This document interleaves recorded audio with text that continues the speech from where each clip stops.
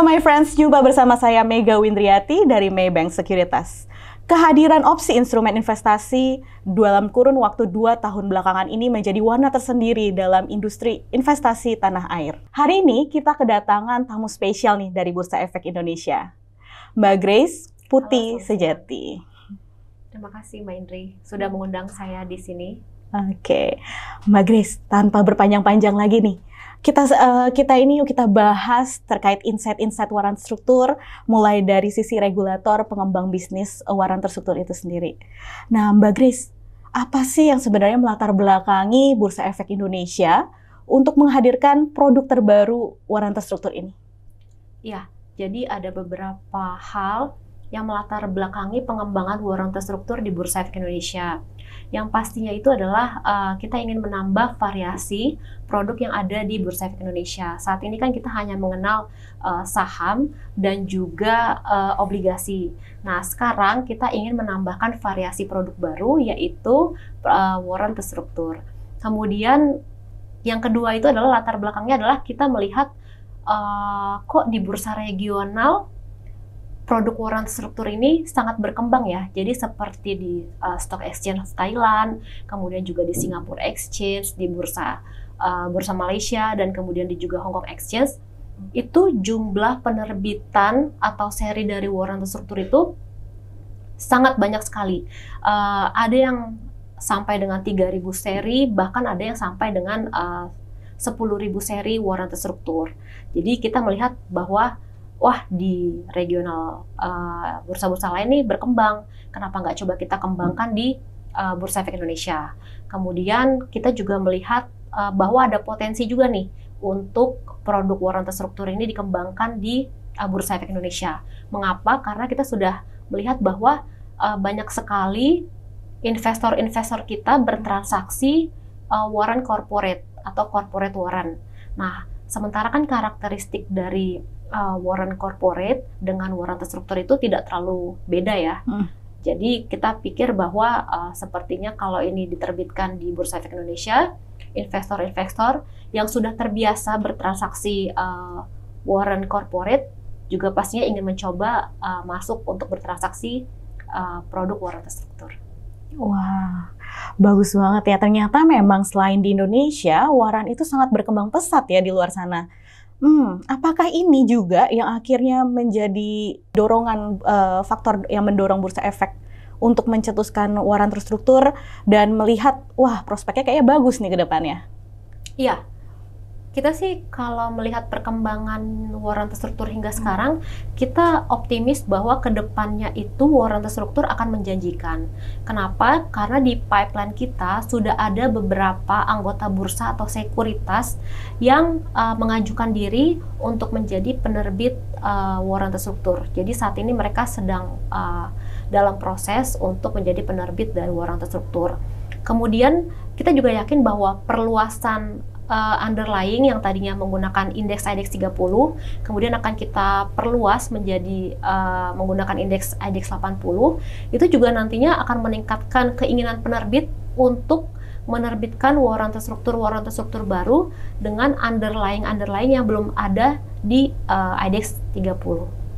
Mengapa sih Bursa Efek ini menerbitkan dari underlying IDX 30? Karena kan setahu saya memang so far kita cuma bisa menerbitkan dari IDX 30 saja ya? Iya, benar. Jadi underlying untuk waran terstruktur itu saat ini hanya baru dari saham-saham konstituen indeks IDX 30. Kenapa kita pilih menggunakan saham-saham yang ada di daftar IDX 30? Karena biasanya saham-saham yang masuk ke dalam indeks IDX 30 sudah kita pilih berdasarkan kriteria likuiditas dan juga fundamental yang baik. Nah, indeks IDX 30 ini terdiri dari saham-saham top 30 lah ya, yang memiliki likuiditas dan fundamental yang baik. Terus kemudian juga ini indeksnya itu dilakukan rebalancingnya itu adalah 4 kali dalam setahun.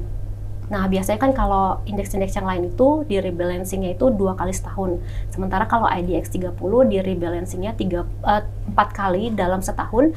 Jadinya lebih dapatlah update-nya terkait dengan perkembangan saham-saham mana sih yang ternyata di selama periode itu likuiditasnya baik dan kemudian juga fundamentalnya baik. Terus kemudian selain itu saham-saham yang ada di IDX 30 itu dia itu udah cukup untuk merepresentasikan sekitar 50% dari total market cap yang ada di IHSG.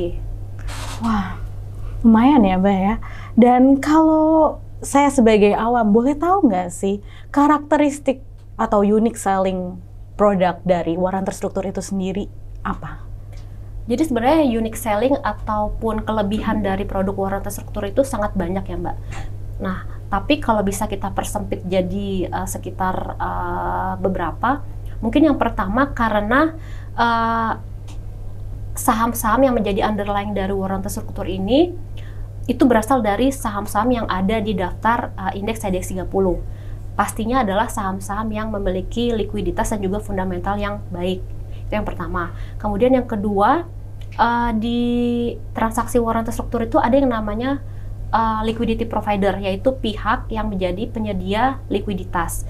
Jadi investor tidak perlu takut jika ingin membeli waran terstruktur, pasti nantinya ada pihak yang akan bertindak untuk memberikan kuotasi jual dan juga sebaliknya.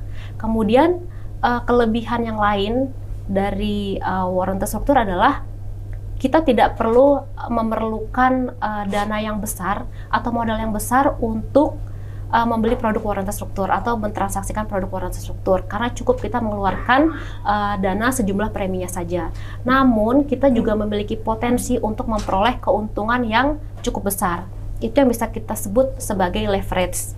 Kemudian ada juga yang namanya bahwa saat nanti jatuh tempo di waran terstruktur ini, itu investor tidak perlu takut akan yang namanya gagal bayar, karena ada pihak yang namanya itu adalah KPay yang bertugas untuk menjamin dari saat jatuh tempo si waran terstruktur. Jadi tidak perlu takut bahwa produk ini akan gagal bayar. Kemudian apabila waran terstruktur yang kita pegang itu nanti jatuh tempo dan memiliki nilai atau in the money, itu investor tidak perlu melakukan apa-apa. Jadi tinggal tunggu saja T+3 setelah jatuh tempo, itu biasanya nanti dananya akan langsung ditransfer oleh pihak yang namanya KSE ke rekening RDI ataupun RDN si investor tersebut.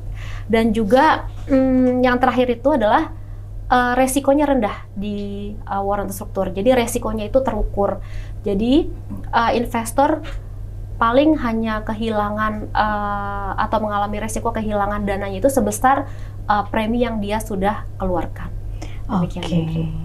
Nah, kan ngomong-ngomong tentang resiko nih, sebelumnya dijelaskan tentang resikonya rendah. Iya, benar. Ada nggak sih di samping resikonya rendah karena hal-hal yang tadi disebutkan oleh Mbak Grace, ada hal lain nggak yang perlu investor tahu terkait dengan resiko dalam berinvestasi waran terstruktur? Iya, jadi saya sempat memikirkan ya kira-kira apa sih resiko yang ada di produk waran terstruktur.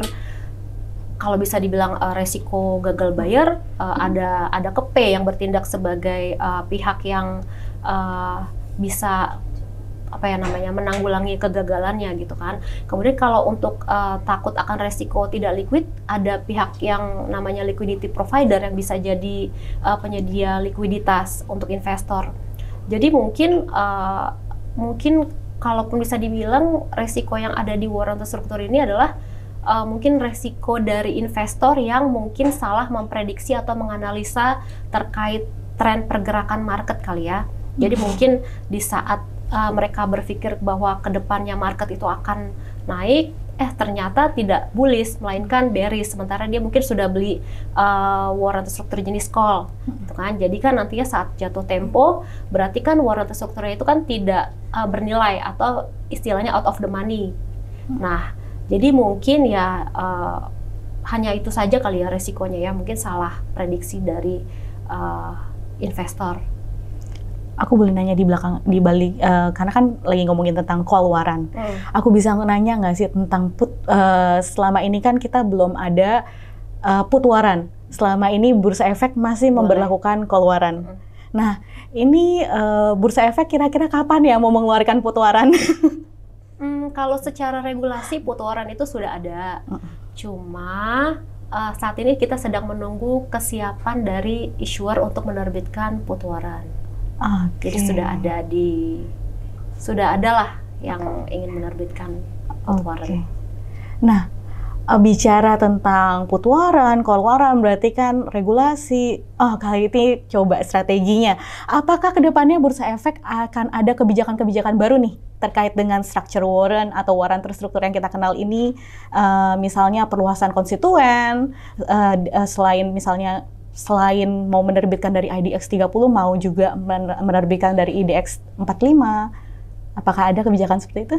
Iya ada. Jadi kita ada beberapa rencana terkait dengan pengembangan produk warrant terstruktur ke depannya. Salah satunya seperti yang tadi Mbak Indri sampaikan, bahwa kita ada yang namanya ingin melakukan perluasan underlying. Jadi saat ini kan kita kan baru saham-saham konstituen dari indeks IDX 30. Jadi kalau kita lihat bahwa kayak BBCA itu warrant terstruktur untuk BBCA udah sangat banyak banget. Bisa untuk satu saham aja ada sekitar 5 warrant terstrukturnya. Jadi kita ingin melakukan perluasan underlying yang tadinya menggunakan saham-saham yang ada di konstituen indeks IDX 30, kita perluas lagi menjadi saham-saham yang ada di konstituen indeks IDX 80. Kemudian juga tadi yang sudah ditanyakan oleh Mbak Indri, kita juga ingin melakukan mencoba untuk menerbitkan put warrant. Sekarang tinggal menunggu kesiapan dari issuernya yang ingin menerbitkan put warrant. Kemudian juga rencananya, tapi masih jauh sih, itu mungkin penambahan underlying. Kalau sekarang kan underlyingnya itu adalah saham-saham. Mungkin kedepannya bisa seperti indeks dan lain-lain sebagainya. Oke. Boleh spill nggak sih Mbak, saat ini dan ke depannya, apakah ada inisiatif tertentu yang dilakukan Bursa Efek Indonesia sebagai upaya untuk meningkatkan minat bahkan transaksi dari warrant terstruktur itu sendiri? Iya, ada Mbak. Jadi kalau untuk inisiatif yang kita punya di tahun 2024 ini cukup banyak ya untuk meningkatkan minat investor bertransaksi warrant terstruktur.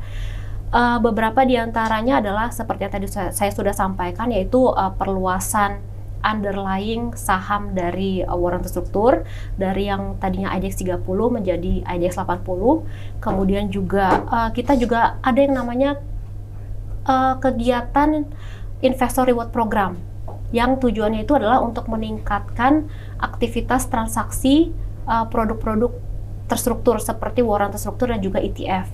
Nah, kebetulan Maybank juga sudah menjadi anggota bursa yang terdaftar menjadi peserta dari Investor Reward Program. Jadinya pastinya investor dari Maybank akan kita pertimbangkan untuk mengikuti undian yang nantinya berhak memperoleh token undian untuk memperoleh reward di acara Investor Reward Program. Gitu. Kemudian satu hal lagi nih Mbak, ada lagi nih kita kegiatan namanya itu adalah Structure Product Day. Jadi nantinya kita akan menyelenggarakan seminar dan juga expo terkait produk-produk non saham seperti warrant terstruktur, kemudian juga ETF dan juga SSF. Kita lakukan itu secara berkala. Jadi nanti di tahun 2024 ini adalah kali ketiga kita akan menyelenggarakan Structure Product Day. Wah, menarik. Nanti Maybank bisa ikut serta nih kayaknya di Structure Product Day. Boleh.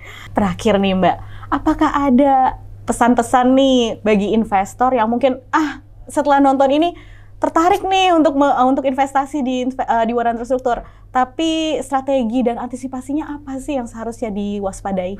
Iya, jadi pesan kami sebelum investor ataupun calon investor itu bertransaksi warrant terstruktur di Bursa Efek Indonesia, ada baiknya investor tersebut memahami dulu profil resikonya seperti apa. Kemudian setelah itu dia juga perlu memiliki pemahaman yang cukup pada underlying dan juga warrant terstruktur yang ada di Bursa Efek Indonesia.